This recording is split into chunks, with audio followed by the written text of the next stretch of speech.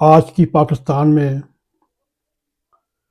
خوشخبری، پاکستان کا دشمن نمبر 2 قاری امجد مارا گیا اور اپنے انجام کو پہنچ گیا۔ آج ہم اس بات کا تجزیہ کریں گے کیا قاری امجد مفتی مزاحم کی ہلاکت پاکستان اور پاکستان آرمی کو کتنا فائدہ ہو سکتا ہے؟ کیا تحریک طالبان اس کا بدلہ لے سکے گی یا نہیں؟ ایک وہ بدنام زمانہ دہشت گرد، معصوم لوگوں کا قاتل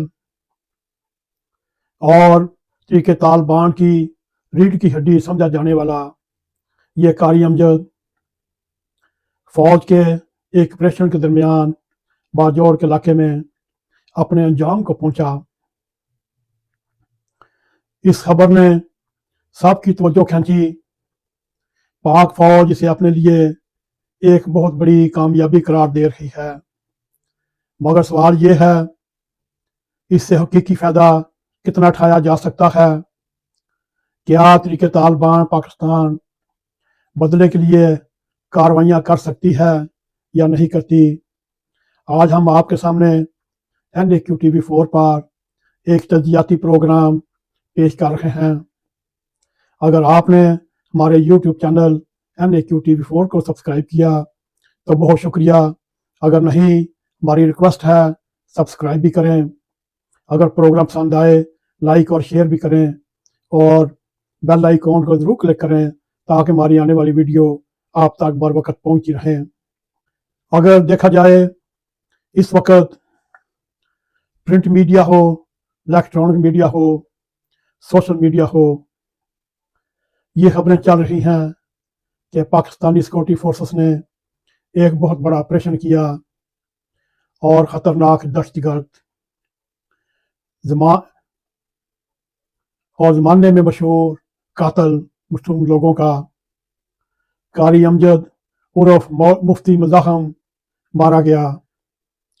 ٹی وی اینکر خوش ہیں، فوج کے ترجمان اور حکومت کے ترجمان خوش ہیں، اور عوام جو مسلسل خوف میں جی رہے تھے ایک لمحے کے لیے انہوں نے بھی سکھ کا سانس لیا۔ لیکن سچ یہ ہے یہ کامیابی نہیں، کیا ایک وقتی مرہم ہے؟ اصل زخم وہی ہے جو برسوں سے یہ فتنہ ترخواج دہشت گرد تحریک طالبان کے روم میں برسوں سے ایک ناسور بن چکا ہے۔ اب اگر اس وقت بھی اس ناسور کو کاٹا نہ گیا پھر آگے پاکستان کی بقا سالمیت کے اوپر ایک سوالیہ نشان بن کر سامنے آئے گا۔ قاری امجد عرف مفتی مزاحم کون تھا جسے طالبان حلقوں میں مفتی مزاحم کا لقب دیا گیا؟ تحریک طالبان پاکستان کے اہم ترین لوگوں میں گنا جاتا تھا۔ تحریک طالبان کے دوسرے نمبر پر سینئر رہنما تھا۔ یہ خودکش حملے پاکستان میں باجوڑ کے علاقے میں محمد ایجنسی کے علاقے میں اس کی پلاننگ چلتی تھی۔ خودکش حملہ آور کی ٹریننگ کرتا تھا اور یہ تقریباً 80% تحریک طالبان کا کرتا درتا مانا جاتا تھا، اور اس نے پاکستان بھر میں ریاست کے خلاف مسلسل مسلح کارروائیاں کرتا رہا اور کرواتا رہا۔ وہ شمالی وزیرستان، جنوبی وزیرستان، باجوڑ، بعد میں افغانستان کے بعض حصوں میں سرگرم رہا، اور فوج کے لیے یہ ایک ہائی ویلیو ٹارگٹ تھا۔ حکومت پاکستان نے بھی اس کے سر کی قیمت 50 لاکھ روپے مقرر کی ہوئی تھی۔ 2020 میں امریکہ نے بھی اس کو دنیا کے ہائی لیول کے اوپر دہشت گرد کا فتویٰ لگایا تھا، اور اب جب وہ مارا گیا اور ریاست نے اور فوج نے اعلان کیا مفتی مزاحم جو ایک ناسور بن چکا تھا اس کو کاٹ کر پھینک دیا گیا، اور یوں یہ قاری امجد اپنے انجام کو پہنچا۔ اور اس اعلان کے ساتھ ہم یہ سمجھ لیں کیا امن قائم ہو گیا؟ یہ بہت اہم ترین سوال یہ ہے۔ یہ پہلی بار نہیں ہوا۔ پھر یاد کریں بیت اللہ مسعود مارا گیا، پھر حکیم اللہ آیا، فضل اللہ گیا، تو اب مفتی مزاحم گیا، اور اس کے ساتھ ہی قاری امجد بھی جو مفتی مزاحم کے نام پر طالبان میں مشہور تھا، وہ بھی انجام بد کو پہنچا۔ اگر دیکھا جائے اندرونی برونی سرحدوں کے پار کوئی نیا قاری امجد تیار بیٹھا ہے۔ اب یہ جنگ افراد کی نہیں، یہ نظریے کی جنگ ہے۔ جب چند اور اہم نظریہ ہتھیار بن جائے تو نظریے طاقتور بن جاتے ہیں۔ یہ جنگ عارضی طور پر رکتی ہے مگر مستقل بنیادوں پر نہیں، بلکہ یہ جنگ بدلے کی آگ میں اور بڑک سکتی ہے، بلکہ بڑکتی رہی ہے۔ اگر طریقے طالبان کے ماضی کو ذہن میں رکھا جائے، ان کی بدلے کی آگ پرانے طریقے پر لیتے ہیں مگر خطرناک۔ جب ان کا کوئی کمانڈر یا بڑا سرکردہ رہنما مارا جاتا ہے یا اپنے انجام کو پہنچتا ہے، وہ اس کا بدلہ عوام سے لیتے ہیں، پولیس چوکیوں پر حملہ کرتے ہیں، فوجی چیک پوسٹوں پر راکٹ پھینکتے ہیں، فوجی قافلوں پر گریلا وار کرتے ہوئے حملے کرتے ہیں۔ ان کے لیے خودکش حملہ کرنا بھی ان کے بائیں ہاتھ کا کھیل ہے۔ یہ سب وہ انتقاماً کرتے ہیں اور اس کی یاد میں کرتے ہیں جس کو پاک آرمی یا سیکورٹی داروں نے مارا ہوتا ہے، اور اس کا مارنا بھی پاک فوج کا فرض ہے تاکہ وطن عزیز ان غلیظ دشمنوں سے بچا رہے۔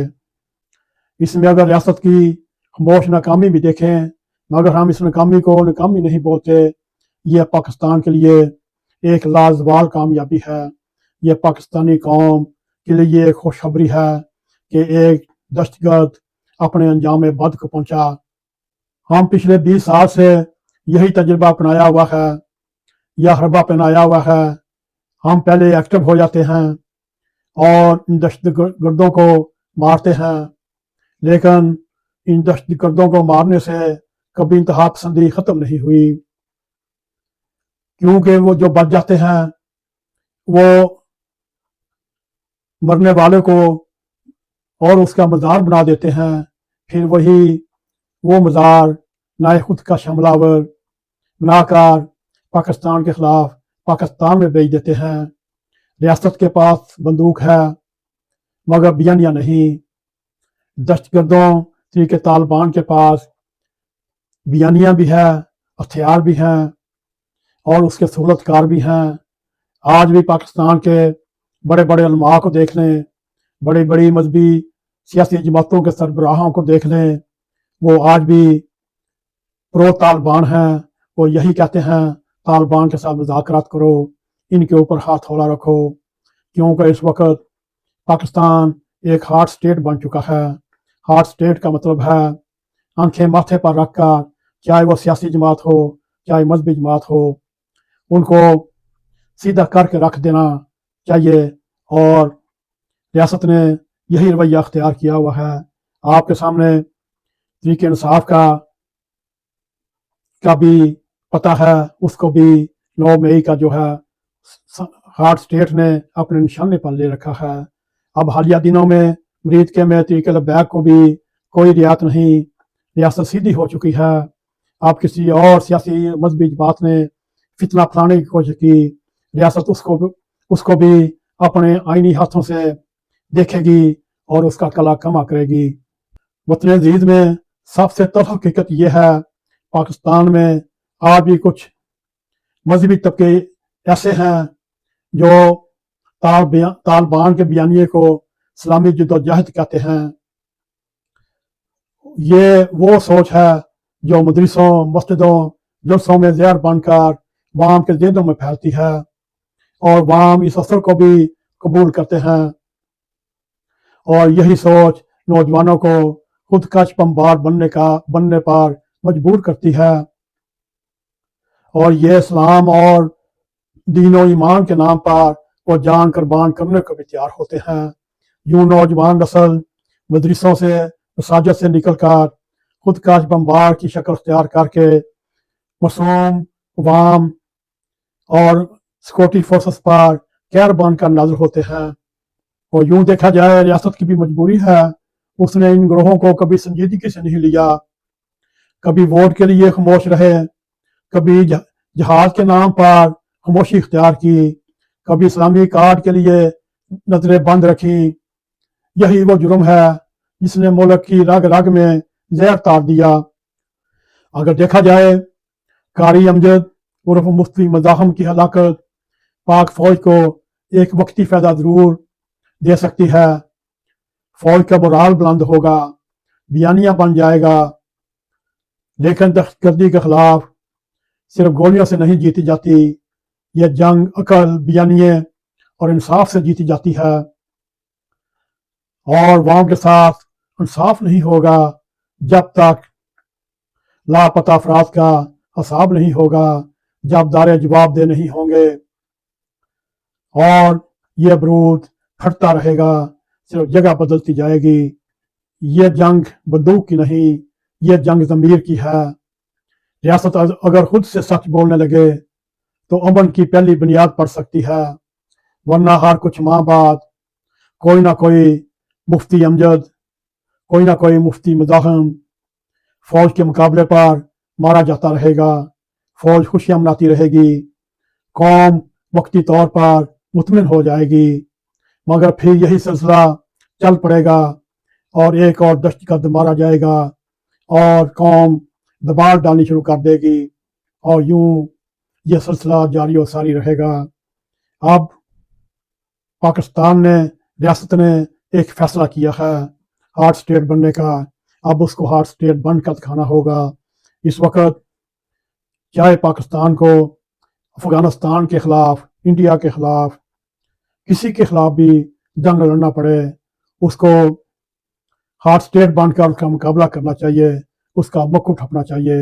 میرے عزیز دوستو، آج ہم آپ کے سامنے قاری امجد المعروف مفتی مزاحم کے قتل، اس کے فوج کے مقابلے میں مارا جانا، اس کی ہلاکت، اور پاکستان کو کیا فائدہ ہو سکتا ہے، کیا طالبان اپنا بدلہ لے سکیں گے یا نہیں، یہ تجزیہ پیش کیا۔